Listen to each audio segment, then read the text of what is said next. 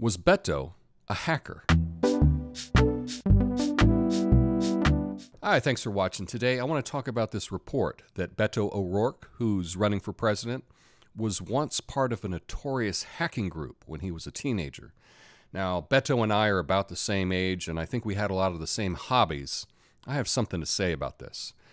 I'm going to try to put this in context because from what I have seen, not many people reporting on this story seem to really understand hacking groups and what was going on in the 80s.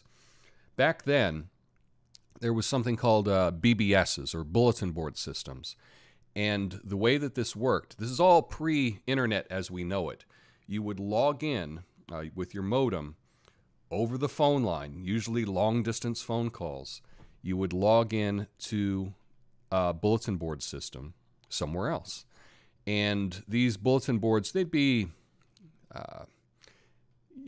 chat rooms. There would be sharing of different posts, sometimes files, hacking tools, maybe pirated software. Perhaps you could read up on how to smoke bananas and get high, or how to make explosives, things like that. Now, one of the bulletin boards that existed way back in the 80s was the Cult of the Dead Cow. Here's their logo. The bulletin boards would always have interesting, crazy names. I don't think they were a cult. As far as Dead Cow, maybe they ate hamburgers or something, but it's just the name of the group. Now, what did it take to be a member of this so-called hacking group? And were they doing hacking in the 80s? Well, maybe. I don't know.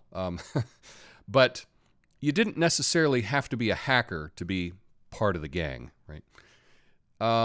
It appears to me as though Beto contributed some writing, some bad poetry, some writings about what would the world be like if there was no money, man.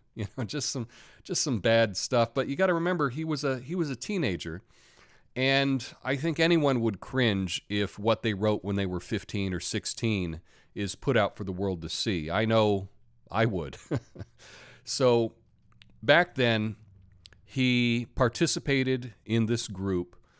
Who knows what he really did? He says that he was kind of on the fringe of it, and I take him at his word for that. I mean, he had a fun name, Psychedelic Warlord, but that was part of the culture. You had a stupid name.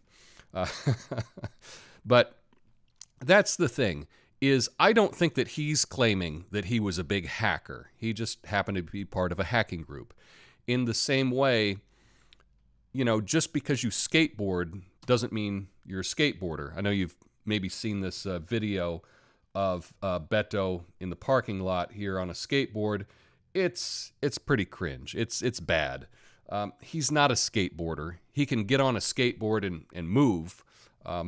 So can my dad. But I don't think that he's a skateboarder. Anybody that is a skateboarder would not consider him one. I skateboard almost every day. I have a longboard and I go out with my pit bull to walk her. I wouldn't claim that I'm a skateboarder. I ride a skateboard, sure, but I don't do tricks. I don't do anything like that. I wouldn't call myself a skateboarder, although I may skateboard a lot. I also wouldn't call myself a hacker. I may have hacked a little bit. And in the same way, I don't think Beto is claiming to be a skateboarder. He's not claiming to be a hacker. These are being put on him by people that are reporting about him. And that's the thing, is often, we get a little, concerned when we hear, oh, he was a hacker. Oh, was he doing this back then? We don't know that he was hacking or not. He was part of a group. It's something he did when he was a teenager. I think it makes him more interesting. I think it makes me think that he knows probably a little bit more about technology than most of the other people running for president. And so I think that's an interesting thing. I'll just have to wait for the book to come out about this hacking group. They didn't seem to do anything that caught my attention until like maybe 8 years after he left the group, right? Because he left when he went to college. And they didn't make any big news until like the late 90s. So who knows if they were even doing anything at the time. I don't know. But that's just my thought on it. Let me know your thoughts in the comments. Peace. Help me reach my goal of 1 million. Make that 4,000 subscribers by hitting the like button and subscribing.